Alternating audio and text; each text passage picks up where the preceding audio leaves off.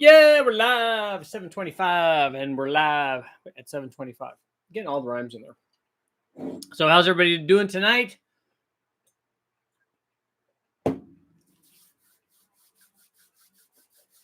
Pineapple flavored frosty cold beverage. Tonight I want to talk about, we're going to discuss excuse me, which one of the two things you would pick. So excuse me, I think some of that went down the wrong pipe. When we pick a motor from the wrecking yard, we get an LS, or we have an LS in a Camaro or truck or whatever, and we put a cam in it. We put a cam and springs in it, like the low buck truck cam that I have, or a truck Norris from Brian Truly Racing, a Chupacabra, whatever cam you pick. Cam upgrade is normally the first thing. You get a cam and springs because you normally need springs.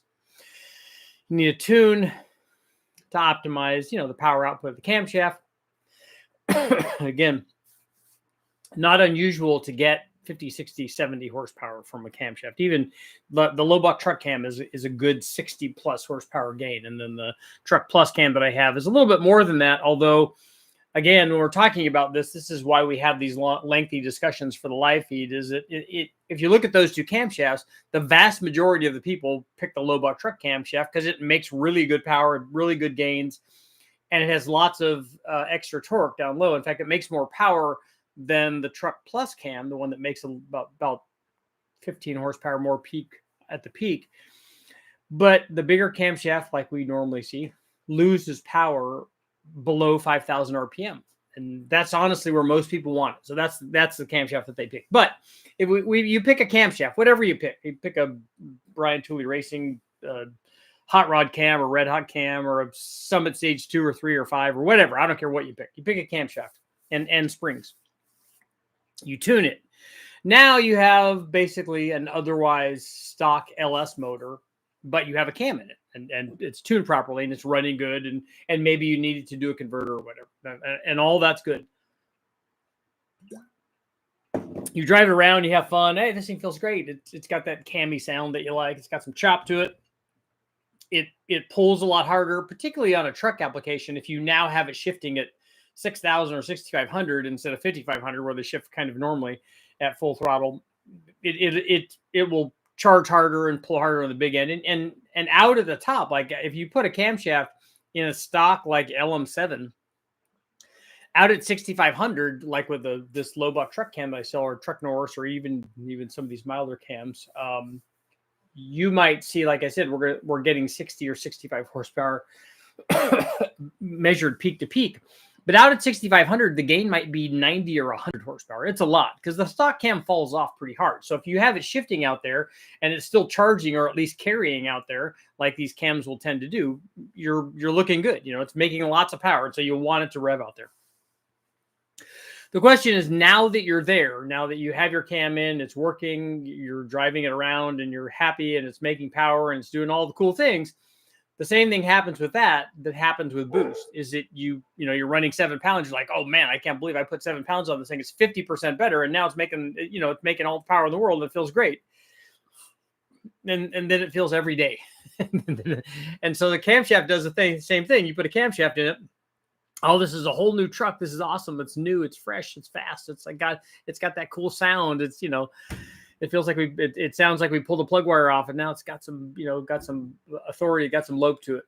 But now what do you do? That's the question now for tonight. That's what we're going to talk about. Now what do you do?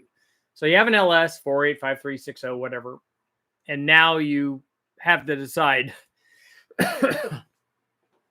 what do I do next? What comes next?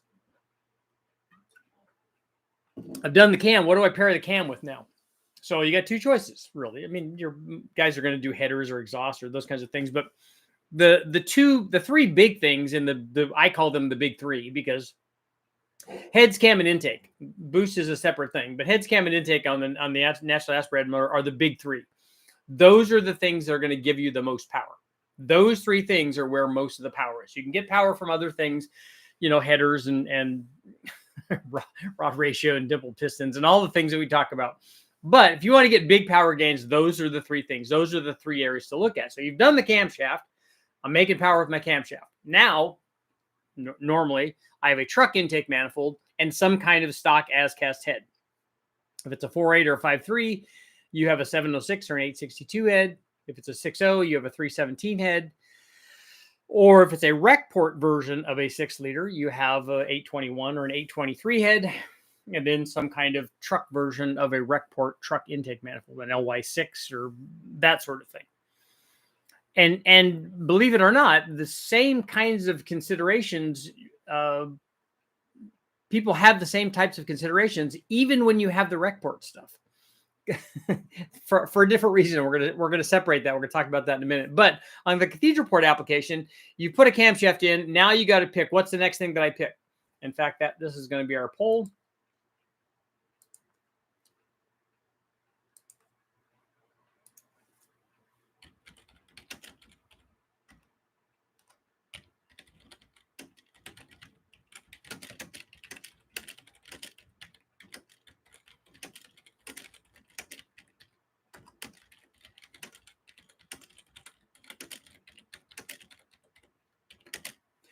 Okay, after installing a cam in your LS, would you pick an intake over ported heads next for your next modification? So you're going to pick between cylinder heads and intake manifold. So do you do ported heads or aftermarket heads? Or do you do some sort of aftermarket intake manifold? So right off the bat, both of the things from the factory on the cathedral port side are pretty good.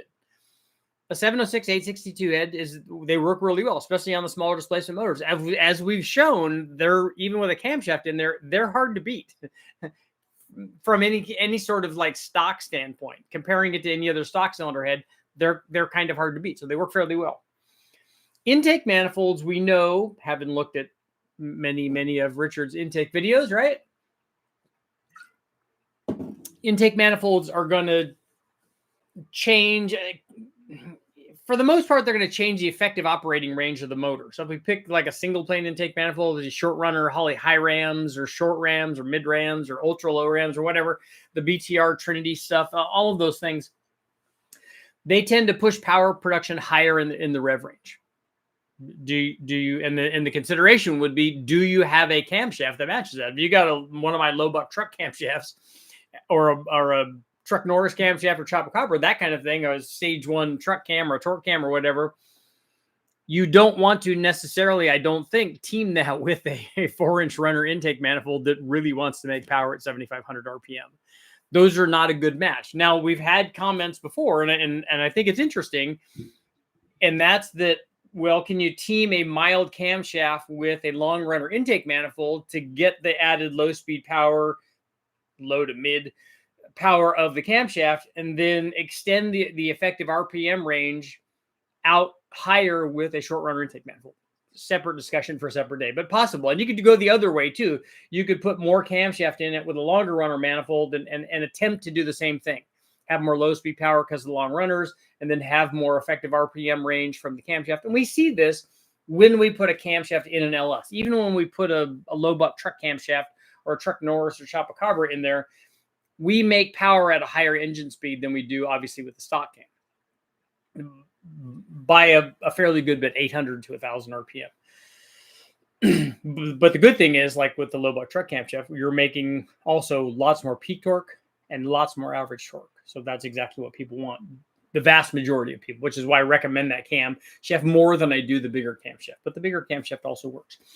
So the question becomes, which one would you pick? Now, and I have dyno data to back this up. And the interesting thing is, on a combination like this, where we have a cammed LS 4853 57, I don't want to leave out the Australian guys, because I think that they tend to do more LS1 stuff than we do here in America, because the LS1 was only used in a few vehicles here and maybe there too, but it wasn't a truck motor, so it wasn't done by the millions, and so it's not quite as common, even though it started all of this craze. The LS1 was kind of the first one to do that.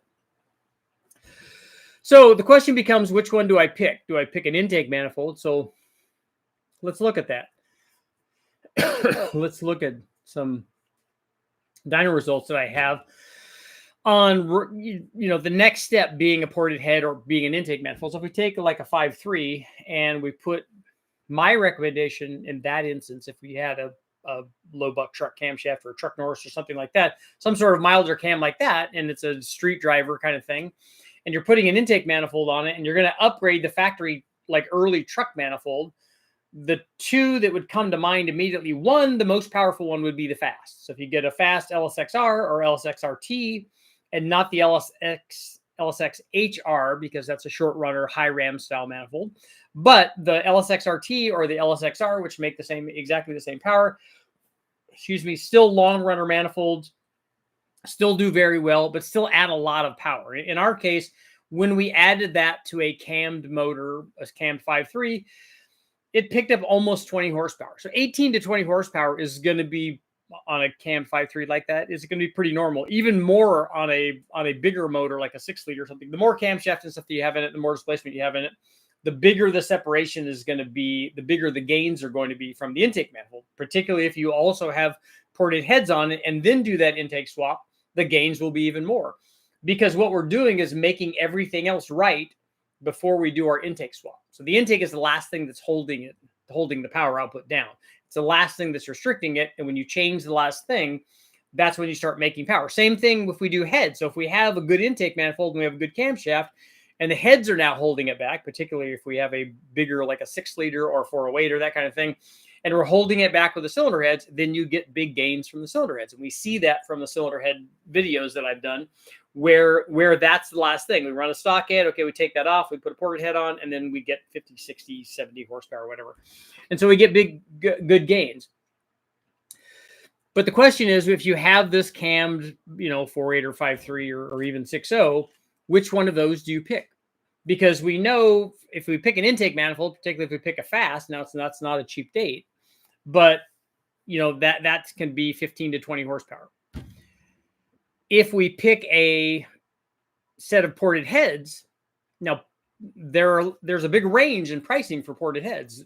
K-Tech has some very good porting programs. They're not like full-on ported deals, but they're also priced accordingly. So I thought that they were like $500 or $600 or something. I don't think it was very much for what you got. I thought it was a pretty good deal because you could run, if you have a CNC machine and you can run all these things through, you can get it done fairly affordable, especially if you're not changing a lot of the hardware, if you're not changing to, bigger valves and you're not going, into a stage 2 or 2.5 or whatever the numbers that they're going to apply to it. And you're going all in on the porting thing. If you're just trying to make it better, those will make it better. You can do home porting yourself, which costs nothing. And you can get some fairly good gains from it if you know what you're doing. And so the range and then you could go all in and either buy a fully ported set of 706, 799, 243, whatever heads you want to put on there, or get aftermarket heads. So what you're talking about, then you're talking about it being not $500 or $600 and it being $1,000, $1,500, even $2,000. Going to be more money. Got a lot more than the intake manifold. The problem here is if you do that and you're changing the cylinder heads, and you're changing the cylinder heads when the rest of the combination might not need that. So if you have run the camshaft, and particularly if you pick one of these camshafts, they make good power. They added the low buck truck camshaft, adds 50 or 60 horsepower or at least 60 horsepower, but it's not a big camshaft. I mean, there are camshafts, that's a 212 camshaft. So you got another 20 degrees at least of duration that you can go up and make more power if peak power is your big thing. Now you're going to trade a lot of power off, down, low to get that. But if peak power is your thing and you put a lot more camshaft in it, then now you can take advantage of having ported heads. And so would you do the ported heads first? For me, I think that the answer to that question would be, can I do stuff myself? And I would feel competent enough to do at least a little bit of porting and not hurt it. Because quite honestly, I don't think I'm going to hurt a set of wrecking yard heads. And even if I just totally troughed them and ruined them, oh, well, I got other sets and just throw that one out and start over. And the bad thing about that is it would always happen after you've done, all of the other intake and exhaust parts perfectly and you're down on the last one. And that's when you hurt it. It's just when you scuff the valve seat or something with a cutter and just ruin it or have to redo it. Hello, sweetie. But I digress. So porting it yourself, I think that's a good idea.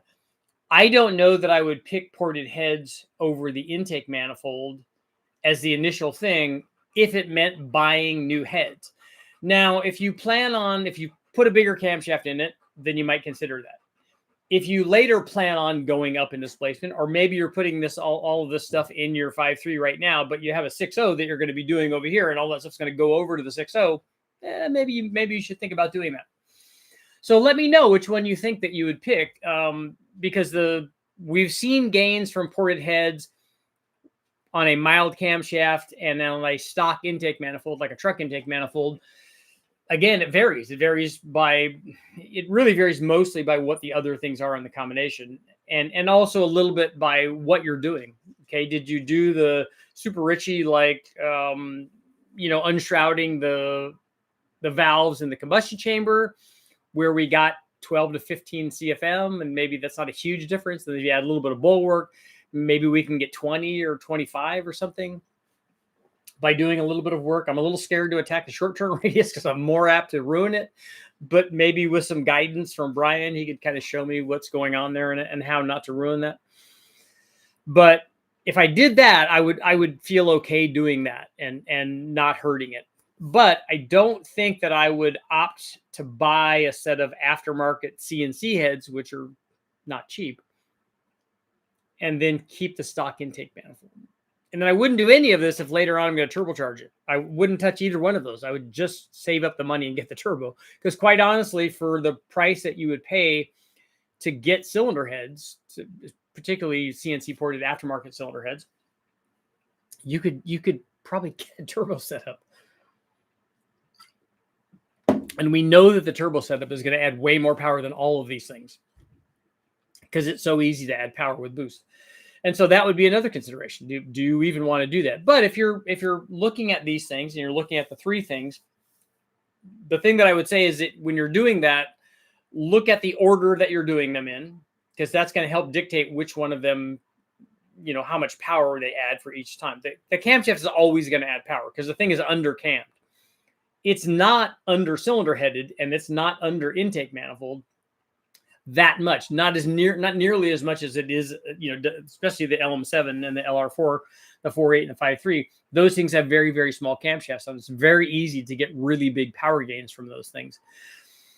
But for a 4.8 and a 5.3, the heads that they use are really good. The intakes that they use are really good. Now and just quickly before we get into the question and answer stuff, real quickly, if we look at the rec port situation, if you have a 6.2 or a 6.0 with rec port heads on it, you've already got really good heads. You got enough cylinder head to support like 600 plus horsepower if that's what you want to do. And you're likely not going to make that much from just putting a camshaft in. You're certainly not going to do it from putting one of these smaller, 212 camshafts in it.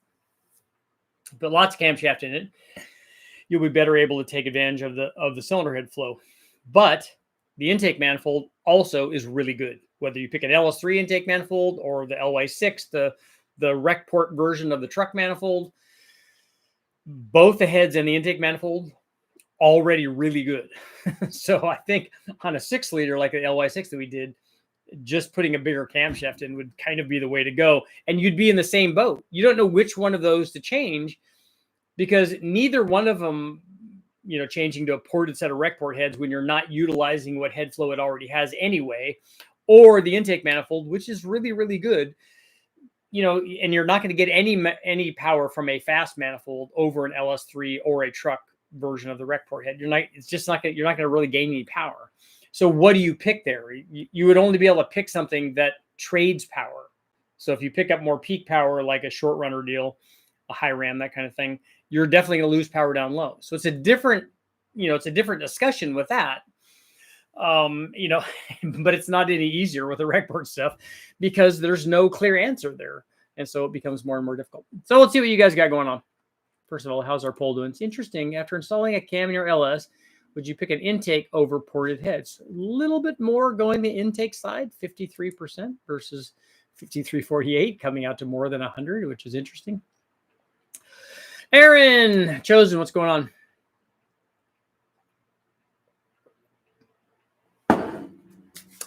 Go beverage. Don't forget lifters. Every time we change cams, we, meaning I, change cams on Junkyard motors, I don't ever change the lifters. Australia's in the house. Liberty.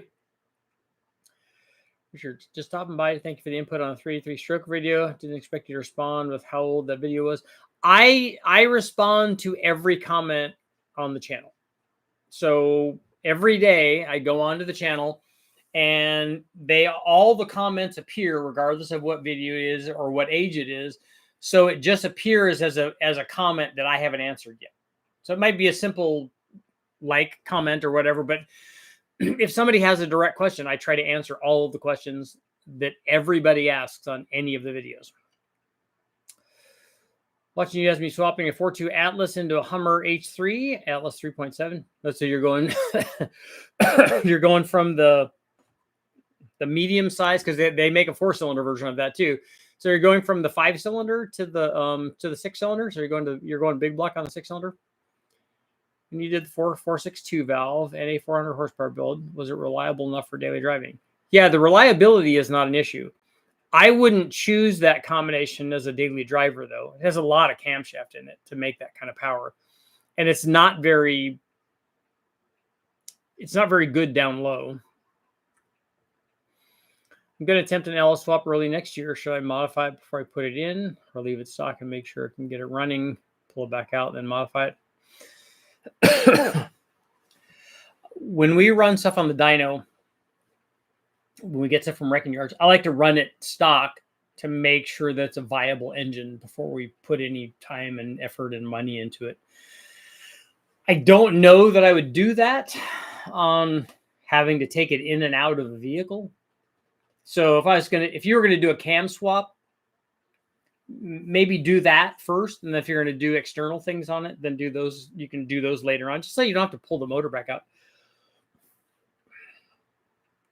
Richard, have you ever tested a big mother thumper on 351 Windsor? I have not. I don't know that I've ever run one of those cams, because I've never purposely put one of those in. Kind of a philosophical thing for me. I know that it's a cam, and I know that it has more lift and duration than stock stuff, so I know it's going to make more power. It was done primarily for a sound thing for guys that want the chop. And it does make more power, obviously, like I said, because it's got a big split and stuff.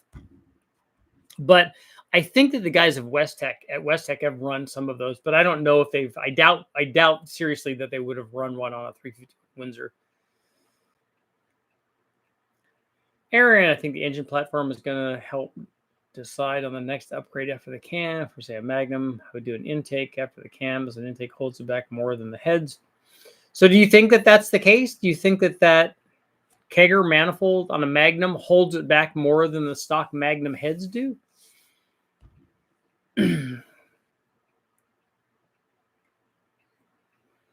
I think of the Dodge Magnum, and I might be wrong. You probably know more about this than I do, because I haven't done as much testing as I want. I think of the Dodge Magnum in the same way as a Tuneport small block Chevy or a 5-liter Mustang, that it has a really ultra long runner intake manifold. It has modest flowing heads, and in the case of the Ford, they're terrible. A very mild camshaft. So I think for that one, it needs more. It needs all three of those things changed on the Magnum. But maybe the heads are better, relatively speaking, than the intake. Intake, it has an LS1, LS2, LSA, or LS4 intake manifold. Have you seen the Skyram? Yeah, they tested that at Westtech. I was there when they had it there. It's amazing how some of these guys are running very good ETs with the bolt-on setups. Depends on the engine. Cleveland 4V, you're going to change the intake manifold. The factory 4V Cleveland intake manifold is not too bad. First, Dan, first the cam, then the turbo kit comes next. Yeah, that's big power. Did an L3, 353, 243s, an LS6 intake, speed engineering, 3-inch collector, headers, primary and dual exhaust. Okay. Did you do I'm hoping, Murray, that you did some kind of camshaft in that? I see heads, since you told me not to bother porting my intake to match my bigger ports on my heads. Yeah, port matching, it has not shown me to have really big power. 317 Mafia checking in. Yep. What type of oil do you use for LS turbo applications? Might sound like a goofy question, but I just don't know. I use 530 in the stuff that we run on the engine dyno, and I usually use what's on sale, whatever the cheapest stuff is. I was putting something together forever. I would use a synthetic probably.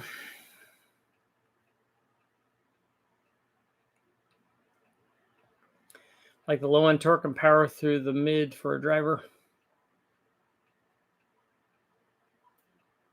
I think on an LS it's cam, headers, intake because the heads are good enough. Also during the poll you need a not sure answer. I know, but we're forcing you to make a decision.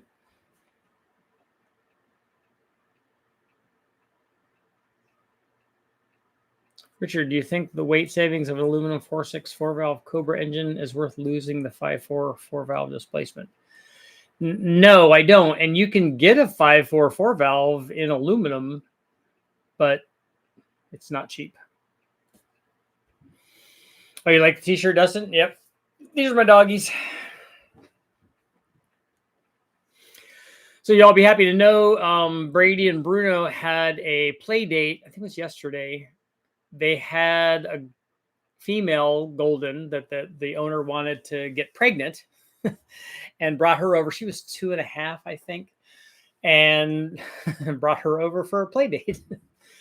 So it was interesting. Have you tested a comp cam's big mother thumper? No. Got the nerve to finally rebuild my 5.3 van from the videos. Going to the VTR truck Norris, converted Dewey van family hauler. That's a good choice. That's a good camshaft. Cylinder heads will have more CFM and add better flow versus an intake. Actually, they both add, with that kind of camshaft, I think that they're both going to add about the same amount of power. But if you port your own stock ones, that's very inexpensive. If you're starting with a 6-liter Texas Speed stroker kit, which one would give the biggest gain? So is it a 408 already? The camshaft is still going to be the biggest thing to start out with. And then on a stroker kit, I still think you need both. How much horsepower can an LS3 with heads cam, high ram, and forged bottom end make with twin turbos? You need to tell me which turbos, because the turbos dictate how much power that is. If you have an LS3 aluminum block, we don't like to go over 1,000 horsepower with those. So I got 170,000 miles on my 5.3. How many people here would be comfortable just throwing a turbo on it? Hope that the wear on the rings is enough. Okay, so a couple of things, Ben. Putting a turbo on a motor with that many miles on it, we do that all the time. So every big bang motor had at least that much. Some of them had 100 more than that. So I don't have any problem with that. You aren't going to have ring wear though that's going to allow you to turbo it safely. You're going to have to check and change the ring gap in it, because these things don't wear the rings and they don't wear the bores even with that many miles on it. So you'll still have tight ring gap with 170,000 miles. That's not saying you can't go run boost on it, but I'm just saying this preconception that it has lots of miles on it, so the rings are already worn out. That's old small block Chevy stuff or small block Ford stuff, and more small block Chevy than small block Ford. They just don't wear. The bores don't wear. There's no ridge at the top of the bore because they don't wear out, and neither do the rings. So I've taken motors apart that have 200,000+ miles on them, and the top ring gap is still in the teens, so they're not worn out.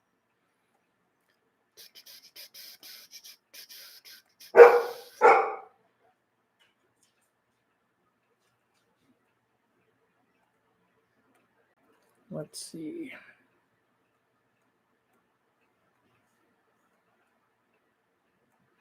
Scrolling. On my 6.1 Hemi with small 218, 230 cam, we did stock Apache 6.4 heads. Those flow a ton. The 6.1 heads already actually flow pretty well. And added a 92 millimeter throttle body, porting the throat to match. We left the runners untouched as we didn't want to give up more torque.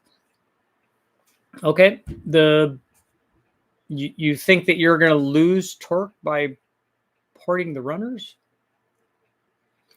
If I ever do a 426 stroker, I'll port the heads and the rest of the intake. Brian, so that you know, and every time we've tested ported heads, we gain torque. We gain torque and horsepower from the ported heads. How much horsepower can an LS3? We did that. Forged bottom end make with twin turbos. We did that. I've done the cam intake manifold aftermarket heads. Now I'm finishing off with the turbo setup. And down here in Australia, the custom turbo setups aren't cheap. Yeah, I don't know about dedicated kits that you get for specific applications. We normally put them together. I weld them up. Most cars will pick up more with an intake than heads. What if you have a stock manifold and 706 heads on an LM7 with a turbo setup?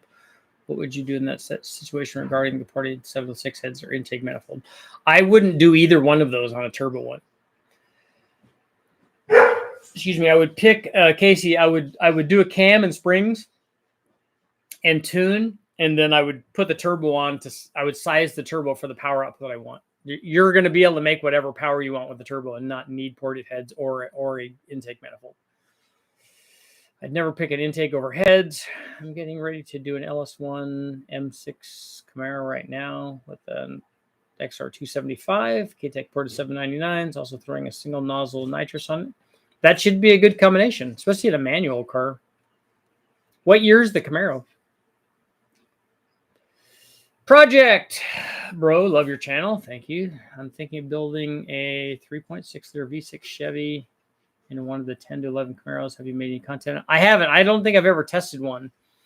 But I think you're going to go the route that every other engine family that doesn't have a lot of support has. You could either regrind the stock cam or cams, and then you could do 85 or boost, port the head, that kind of stuff.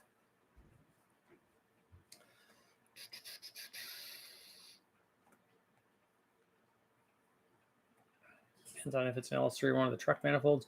The truck rec port manifolds make the same power that an LS3 intake manifold does. Building an LY6 with flat tops, sloppy stage 2. Do I need to worry about running 1800 RPM at 60 miles an hour with a manual transmission? Is it going to surge? A sloppy stage 2 is not going to be good at 1800 RPM. It's not going to want to cruise there very well. I don't think that the thing that I've never tried it, so I'm just guessing. But 1800 seems pretty low for that camshaft. It's a 228 cam. The thing that's going to help it is it's a single pattern cam. So it's going to be a little better than a 228, 232, or 242 would be. But I don't know about 1800. Opinion on a custom versus off-the-shelf grind truck with an iron LS1, BTR hot rod, and Trailblazer SS. I'm not a big fan of custom cams, because a guy that tells you that he can make more power with his custom cam is trying to sell you a camshaft. And not that he might not be able to, but the thing is that he never compares it to anything else. So if you were to take if you have a truck with an iron LS1, so I don't know what you mean by iron LS1. Have you taken an iron block and bored it out, like an iron 5.3, and then bored it out to an LS1 bore diameter? That's what I'm thinking. A BTR hot rod cam and a Trailblazer SS with 706 heads. You're going to be hard pressed to get a custom cam that makes better power than that, and doesn't do it by trading at one point or the other. I just don't think that I would be really surprised if anybody did a custom cam that would make more power than that cam on that combination at every RPM range. I don't think that would be possible.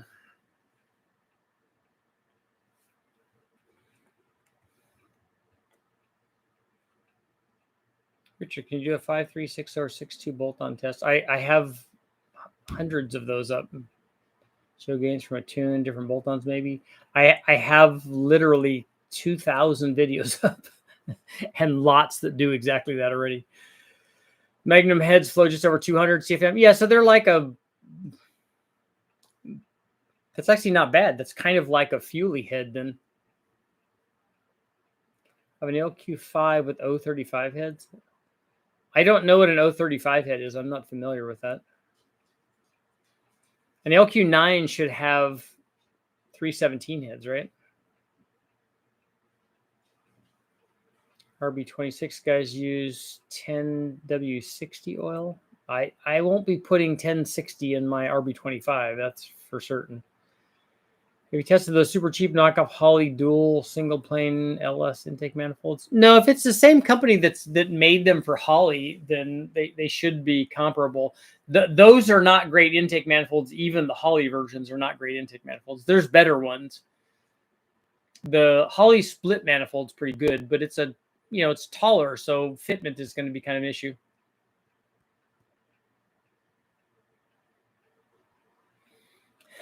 Richard's a dog pimp. Yeah, that's actually Lisa doing that. Yeah, it was funny because the Lisa had sent the lady and the family that owns the dog that they're trying to have puppies with, had sent the pictures of our two dogs, and they picked Brady, who is not the alpha of the two. He's the friend, he's the good personality one. And they all picked him, and he was very excited about seeing her, and tried, but just was not successful. And then because I took Bruno with me and took him for a walk and to get him out so he doesn't muddy the waters there, but I eventually brought him back, and he just took care of business like a boss.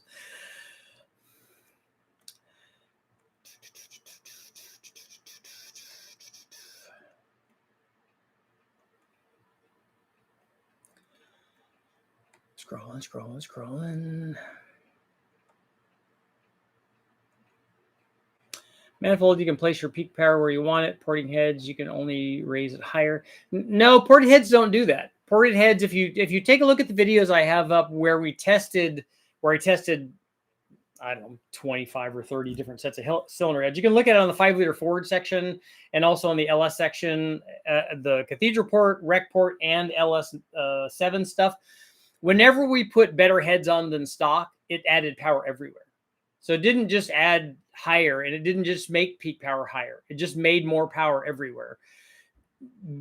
If you can get a situation where the motor needs the extra airflow. It doesn't always do that. We put a ported set of heads on an LS3, on a stock LS3, and it only picked up like 10 horsepower. You sure this is the Golden Pimp? Yeah. I take an intake due to the pricing and likely make a mistake by picking one I like the looks of. Tim, you wouldn't be alone in that, and that's okay. If that's your decision, if you're picking it for that particular reason, that's okay. Just stick by it. Just own that. Dude, look at it. It looks a lot better. I know Richard said I lost power with this, but look at it. It looks a lot better than a truck manifold. BTR Stage 3 twin turbo cam, 78 millimeter. Yeah, what 78 millimeter is? I bought my double overhead cam 4 valve with everything for $450. That's nice. I'm doing an LV3 V6. Those are cool. BTR 220 cam, single T3 turbo. How much should the bottom end hold up? Just make sure to put ring gap in it. The only thing I don't know about is the split pin crank on that. And I don't know anything about the rods on those.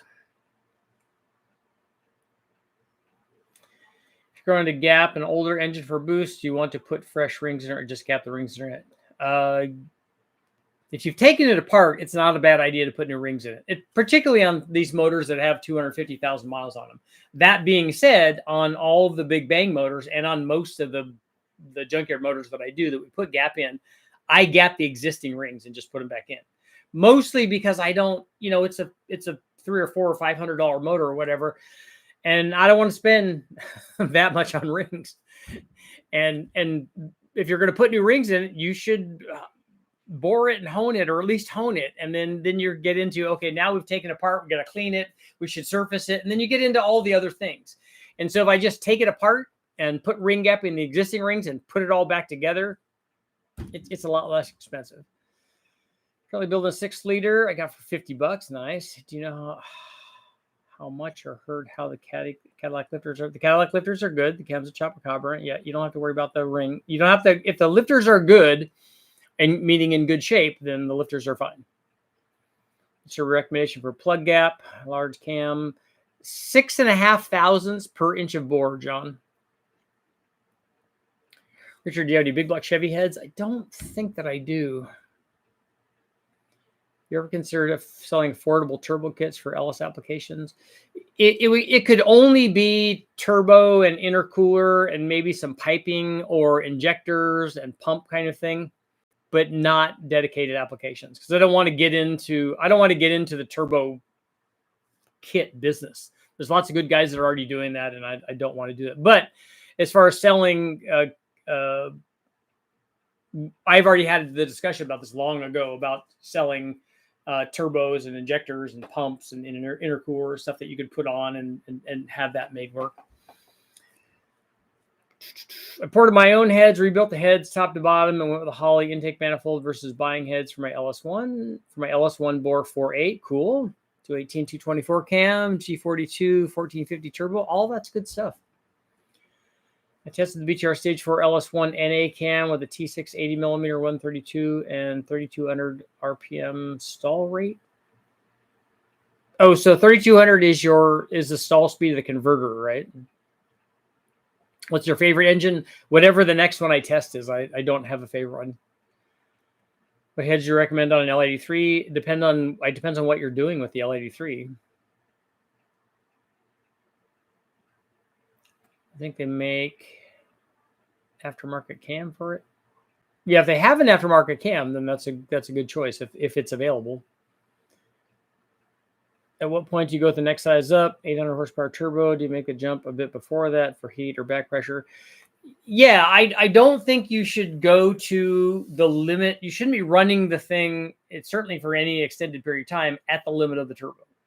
So if you're going to do that, get a bigger turbo. Because if you want, if you buy your 800 horsepower turbo because I'm only going to run it at 600 horsepower, and then you run it at 6 and then 7 and then 8, it's time to step up.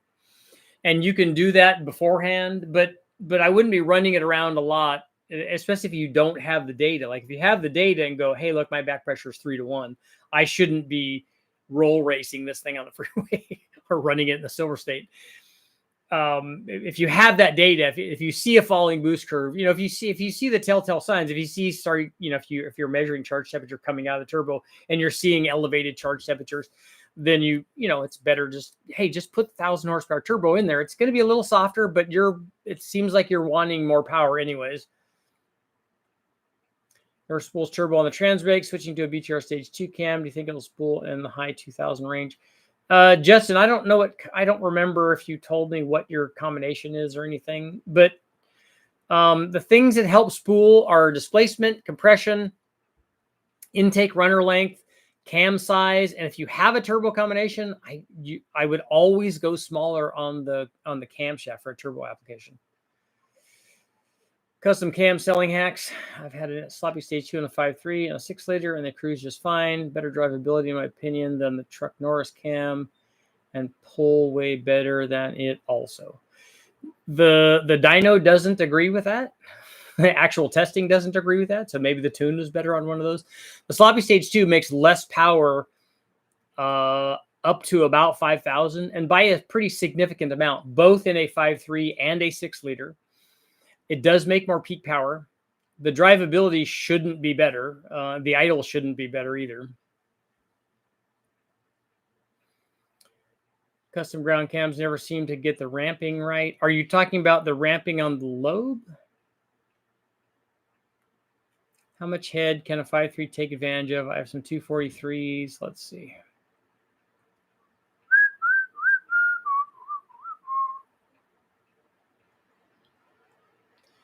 .243 mild porting and some stainless steel valves and milling. Not sure how much I can get away with flat top pistons as well. I don't know what you mean. I don't know what your question means by how much head can it take advantage of. You can run fully ported 243 heads with big valves in a 5.3. You just have to look. You just have to watch as you've gone bigger in the valve size. You've reduced piston to valve clearance, but you can still run a pretty good sized camshaft in a 5.3 with 243 heads. And the 5.3, we have in our L33, we have 220 as-cast trick flows that the guys from Brian Chewett Racing then ported, and those things flow 330 or something. So we're not making 660 horsepower, but the heads still work pretty well. Had to do a timing retard on the trans brake to spool my T6. Yeah, the T6 S475s or S480s, for a 5.3, I definitely would want a T4 version of that. Todd, you're doing good on your truck. That's awesome. Even though my 600 horsepower 454 had a custom ground cam. And I'm not saying guys can't do custom cam. I've run lots of custom cams, regrinds and stuff for our Bonneville cars when we didn't have stuff to choose from. But I don't ever recommend those for a guy unless he's putting together a pro mod or something like that. If you have a 5.3, there's no, if you have a 5.3 that you have in your truck or your car or whatever, and you're driving it around, or even if you're taking it to the track, you don't need a custom camshaft. There are so many good cams out there that will do what you need it to do and not have to spend custom cam money.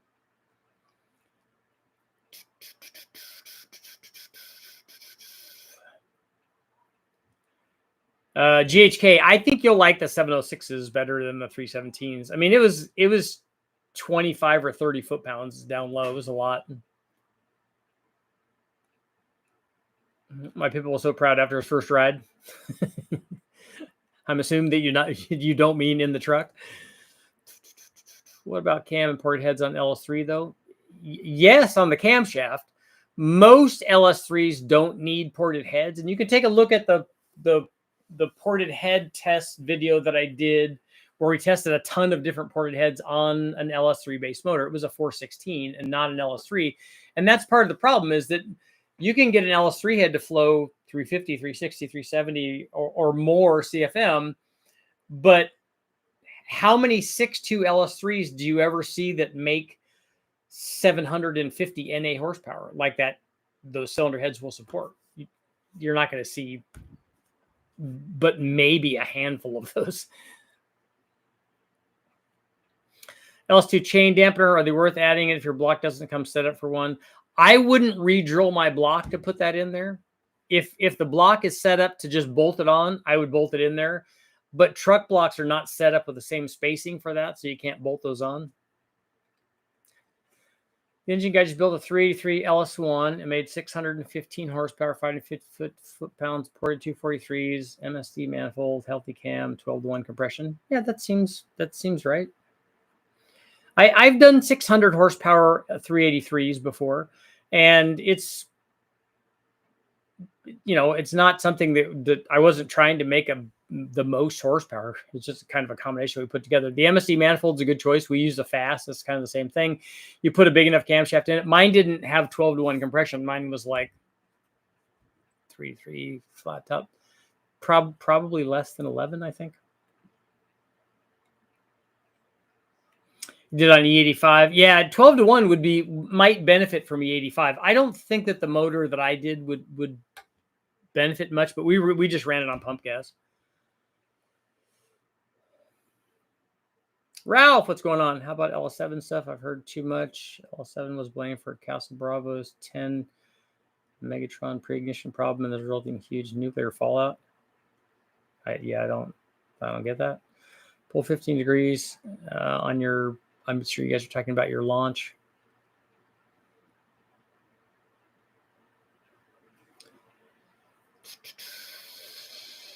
Richard, I've got another 454 with peanut port heads. What's a good set of aftermarket heads for that won't break the bank? I don't know. I don't know about the low buck option.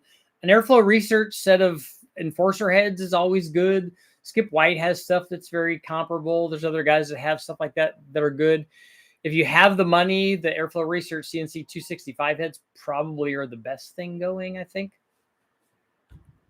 But for a daily driver, I don't know that I would spend that. And I don't know that I would spend that on something that I'm not trying to make, because those heads will go a good bit over 600 horsepower. Most guys that are looking for a 600 horsepower motor like that would not pick those heads, but I think that they're awesome.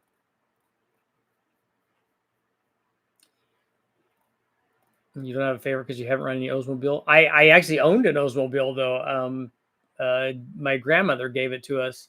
She had a 67 Olds Cutlass, and I'm pretty sure it had a Rocket 350 in it, although I didn't ever do any testing with it. Finally found a Holden intake for the 3800, or the 6262 from VS, and going to start the build. What does the Holden intake look like for that? Is it different than the aluminum F-body stuff?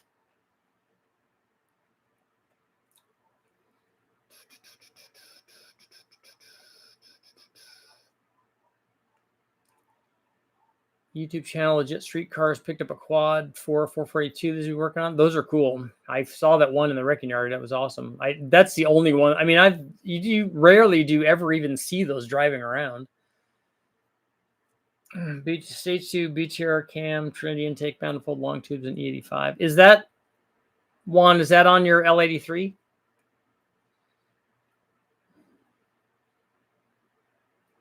Have you seen the test? I think that the MSD intake manifold might be better than the Trinity for a lot of the curve. 1800 is too low for highway cruising. Perhaps I'll run the other differential.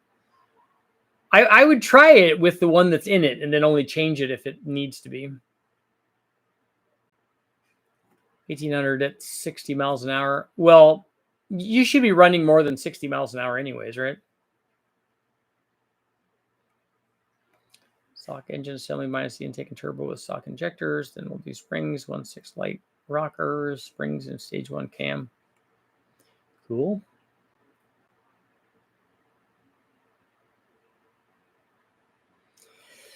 Empty pockets. Your cam tests on the 4.8 and 5.3 really helped me dial in the camshaft I chose. A lot of guys make a huge mistake choosing too large of a cam for their application. I agree, particularly on the 4.8. I've been harping on this for a really long time. The guys at LGMS and BTR and Comp and all these guys got tired of me saying it. What's the ideal exhaust pipe size for an NA 500 wheel horsepower application? I've heard too big hurts scavenging, too small creates back pressure. There's too big is not a problem, so you don't have to worry about that. You just have to worry about flow. The scavenging is happening primarily in the header and collector, and then the extension after the collector, not in the pipe after that. The pipe after that is primarily flow. Shelf cams for cookie cutter setups, custom cams for custom setups. I disagree with that, like almost 100%. Shelf cams for custom setups too, for every application. I could almost guarantee you that there is a shelf cam for because every combination that's put together is I got a ported head, I got an intake manifold, I got whatever this displacement is. There's a shelf cam for that. There's a shelf cam for 99% of what's out there running around, and very few need a custom cam. And the reason that they don't need a custom cam is not because it might not be possible to make more power at the top or the bottom or the middle from some camshaft that's not an available shelf cam, although that'd be really hard to do given the massive availability of shelf cams, particularly for LS stuff. For other things, I could see maybe custom cam would be more of a possibility because there are fewer cams available for those. But for an LS, you'd be really hard pressed to do a custom cam for any combination that you could put together where a shelf cam didn't already do that. And then you were just trading power somewhere else. So I disagree with that. I know that that's often an argument that people make that, oh, but I got a custom setup, so I need a custom cam. No, you don't. You just need a cam. You just need to tell me where you want your power and how much power you want that to be. And again, I always defer to this. And every guy that I've asked that makes a custom cam, have you tested that against somebody? Against something else? Have you tested that against another camshaft? No, this is the camshaft. This works. But how do you know that it works? You just put it in and said, oh, look, it makes power. Great. But did it make more power than a Truck Norris cam or than a hot rod cam or a low buck truck camshaft or whatever? Did it make more power than that? They can never answer that because they've never tested that. And no amount of computer guy, or I've been making camshafts all my life, can give me the satisfaction of what a dyno test actually tells me in a comparison for camshafts.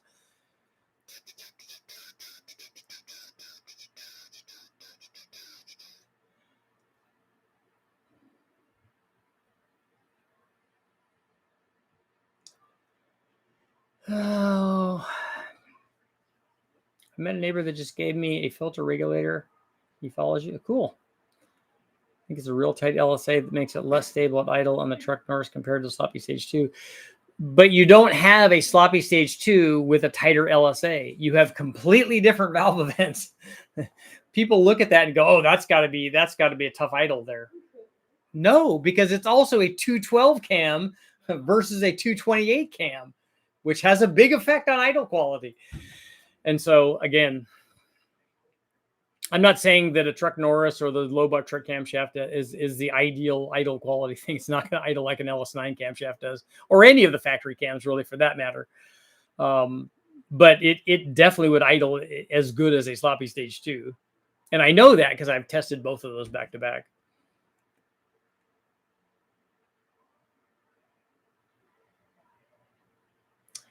Does a no-name guy win the Weingartner Cam Challenge or big corporate camshaft designers? I don't think that those are the designations for whoever does well in whatever challenge this is. Who are the people that are going to decide that they want to do this?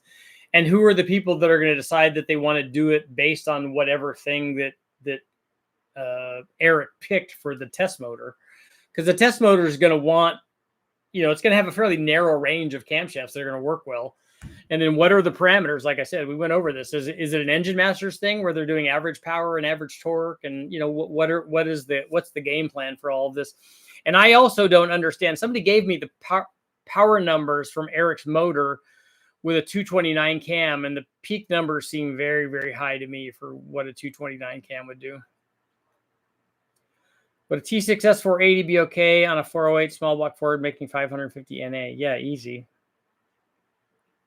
No, I wouldn't recommend a T4 version on that. You have more than enough power and torque from that displacement to use a T6.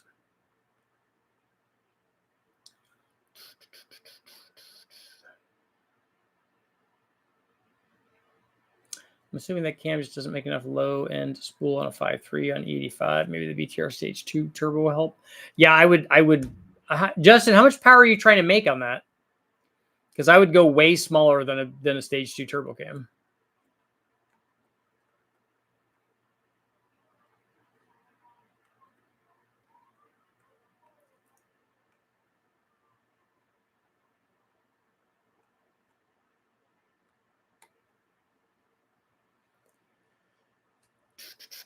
What's the best flowing iron small block Chevy head that you can think of? If you're talking about a stock one, then it would be one of the Fuelie heads, or the consensus is one of the Fuelie heads, or for lower flow numbers, lower lift flow numbers, the Vortec head. But other than that, there's lots of aftermarket heads that flow a ton.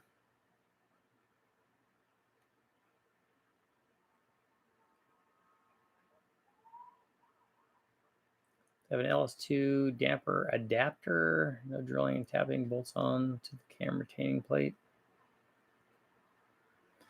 I don't know why you'd need an adapter for a damper. Any damper will bolt onto any LS crankshaft. It's just a press fit as long as the press fit is correct. Holden's like a GT40 for the 3800. Okay, I don't think I've seen one. Richie, send me a picture of one of those. I had a small block, stock bottom end 5.3, sloppy stage 2, 1218 pack springs, S475, Terminator X-Max, L4 480, 3800 stall, Jake's 3D brake. A 3800 stall should be enough for that, I would think. I told Matt this when, especially after I tested it. I'm looking at the specs. I didn't think it would be it certainly would not be the camshaft that I would pick for a 4.8, and I don't think it would be the camshaft that I would pick for a 5.3 either. Not for a driver, but I just like milder camshafts. And I particularly it might be a camshaft I'd think about for an NA combination, but it's not a camshaft I would pick for a turbo, even though we know it makes a lot of power and works as a turbo cam, as every camshaft does. But I would much rather have, the extra 30 foot-pounds of torque down low from a smaller cam.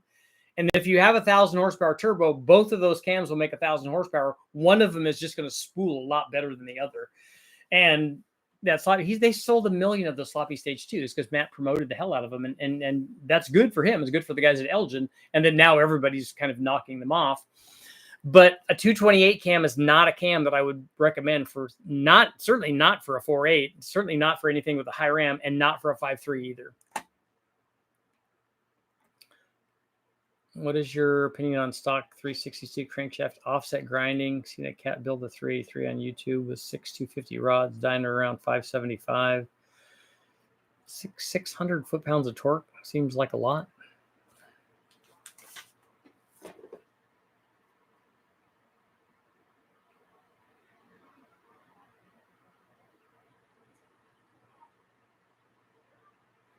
.566 foot-pounds per cubic inch.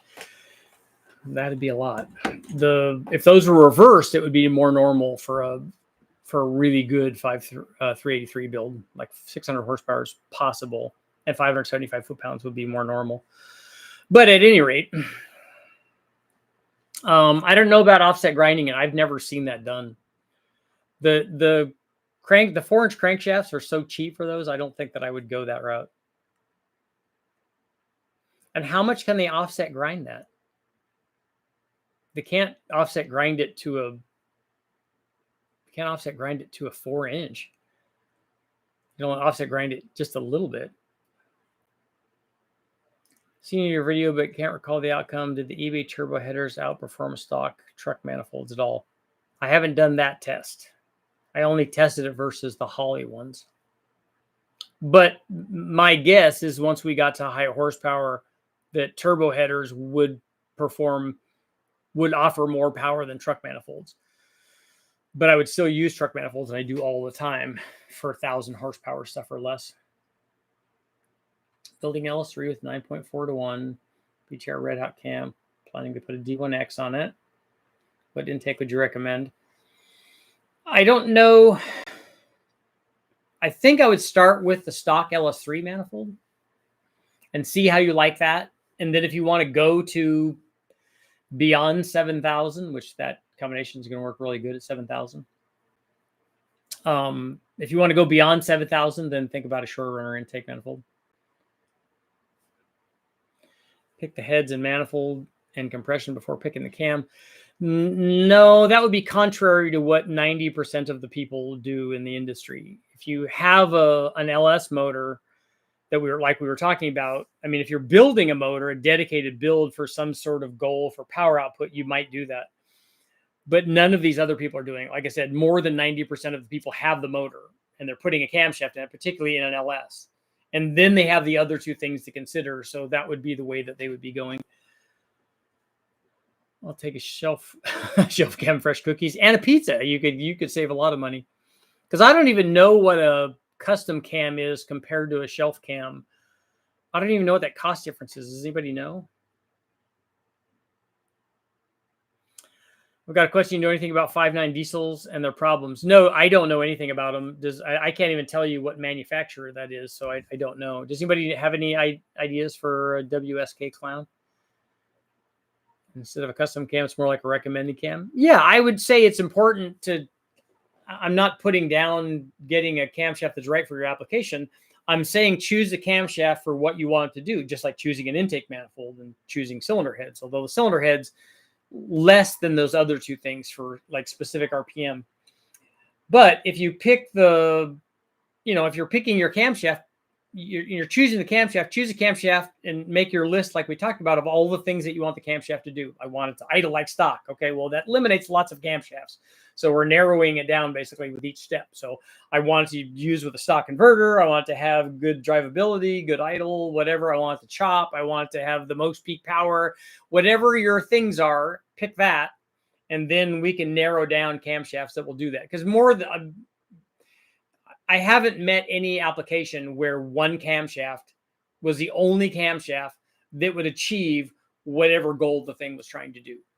The exceptions might be pro stock or those kinds of things, but I'm not doing camshafts for those.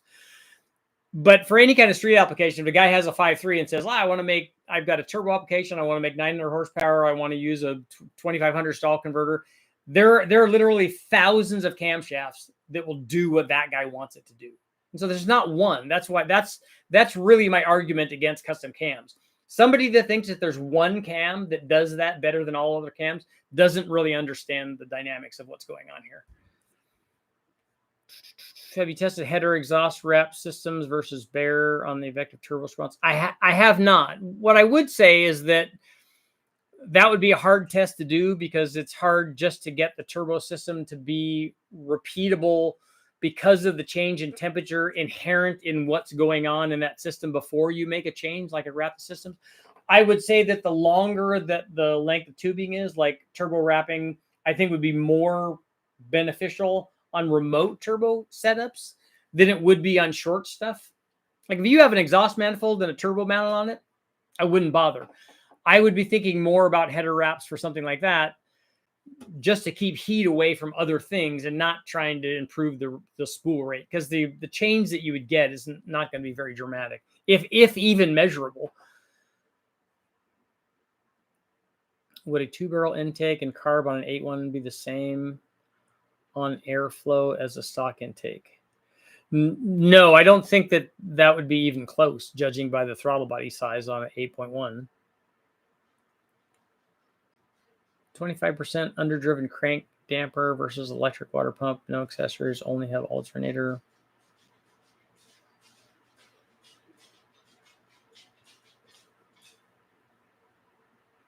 The electric water pump is a way better idea because you're having to cruise while underspinning the water pump. So I don't normally recommend underdrive stuff. I've had bad luck with those.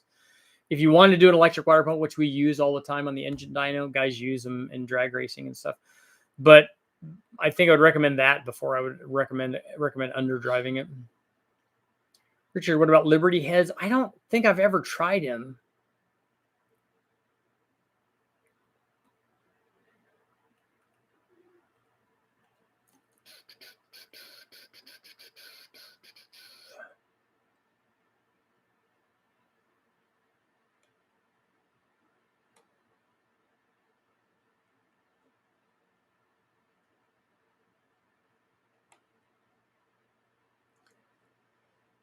Let's see here. Here we go. Do you think I have any piston to valve issues with my LS1 4.8 29? No, not with a 219 cam. You're fine. You have a lot of piston to valve clamps with that camshaft. More information on my comment about wrapping. Yeah, I just went over that, John. That on a rear mount that I might think about doing that. Getaway, what's going on? 4.8 more economical for building to 500 to 600 horsepower. So better go after a newer version. No, for 500 or 600 horsepower, just a turbo on a 4.8 is fine. A turbo and a very small camshaft, like one of my low buck truck camshafts for a 4.8 springs, the injectors and a pump and a tune and a small turbo, and you'll be good there. You don't have, for that power level, you don't have to worry about getting a newer version of the 4.8. We ran 100 runs on a Gen 3 4.8. At 1,000 horsepower, so it's not going to be a problem.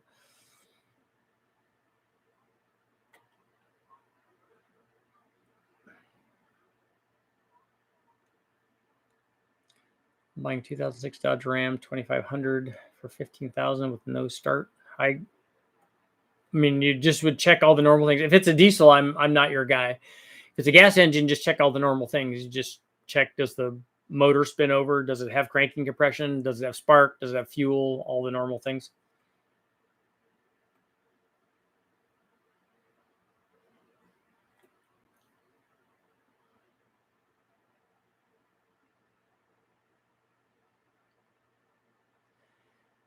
They have an LS2 timing chain damper adapter, no drilling and tapping bolts onto the cam retaining plate.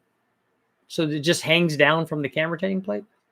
I don't know why somebody just doesn't make one. Like, why don't they 3D print one that works with the bolt holes that are in the iron blocks? Because they're just different than the aluminum blocks. Dan says you can pocket port the Vortec heads in the outflow phase 2 bow tie head. I don't know what a phase 2 bow tie head flows.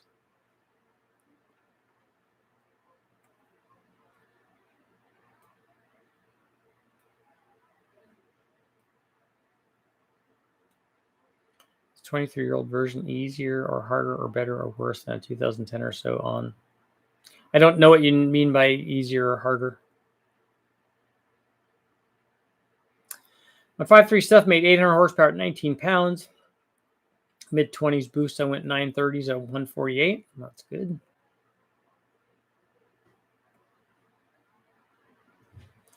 Why do aftermarket camshafts for 2JZs and similar engines have big duration and small lift?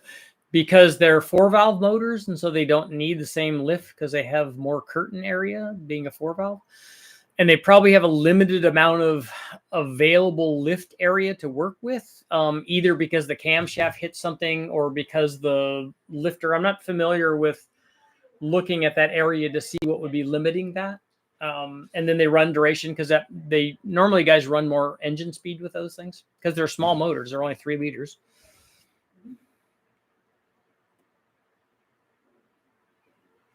I agree with the better torque down low and wish I had the other cam instead of the sloppy stage 2. Matt's used those a lot and they work. I mean, I think that's what he put in the 8x8, right? Holden was only made for the Australian Commodore. We didn't get them here. Contemplating making an intake versus taking apart the supercharger and capping it.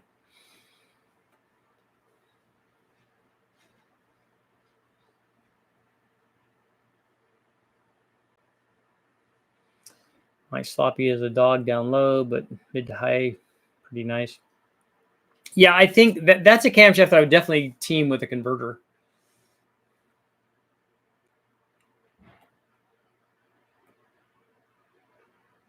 For big power and adapter flange and LS4 intake is the answer.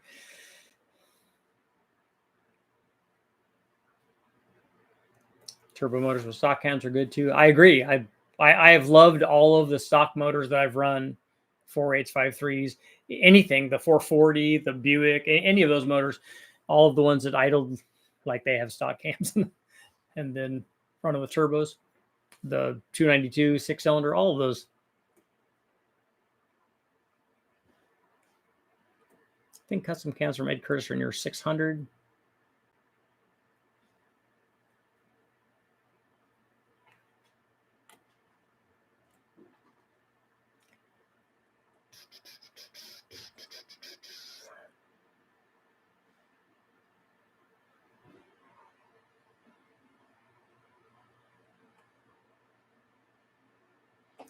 Richard, do you have any big buck Chevy heads around and compare Liberties on a 454? I don't. I only have one 454, and I think it has ported dart heads on it right now.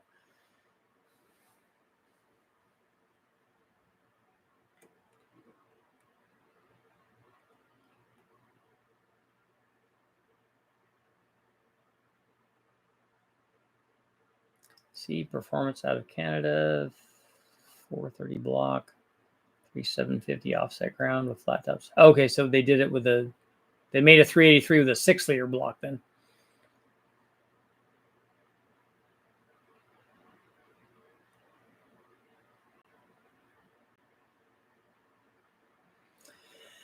Done test with a BTR Stage 4 cam and a 4.8 553 lift will I have piston and valve clearance. The 553 has nothing to do with piston to valve clearance.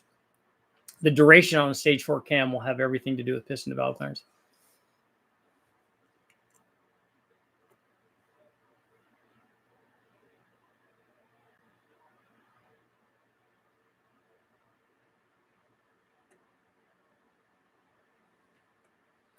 More duration equals less drivability. Yes. The bigger the camshaft is, the less drivable it is. What would best stall be for sloppy stage 2 cam with single turbo? I'm thinking 2800 would be good. Oh, Murray's going big on 3500 there, Danny. I was a little more conservative. What happens with turbo stuff is if you select the stall speed for the camshaft based on the NA motor, you're going to have a given power output. When you add a turbo to that, if you get the turbo to spool, it's going to artificially raise the stall speed of the converter.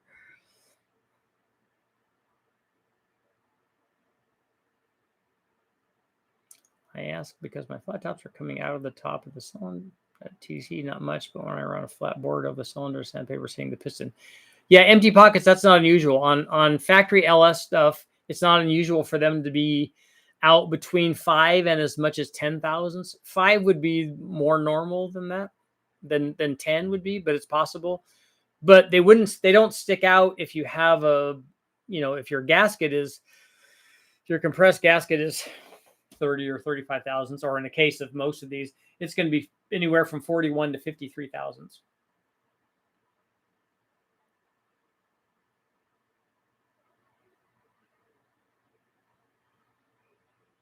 So someone put an NA6G75. Is that the Dodge Stealth twin turbo motor? Is that what that is? A small Honda ran mid-8s. So it must have been a heck of a version of that motor, because those motors with just turbos on them don't make enough power to go 8s.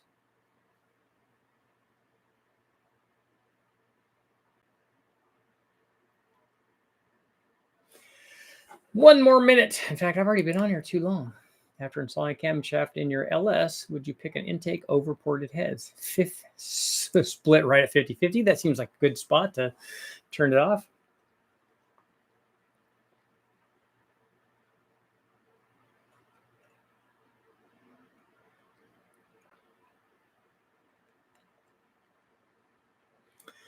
There.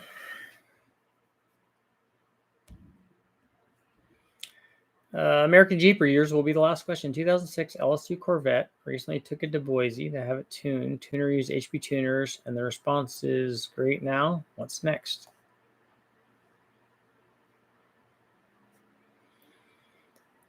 Is it American Jeeper? If your LS2 Corvette is all stock, then I would put a cam and springs in it.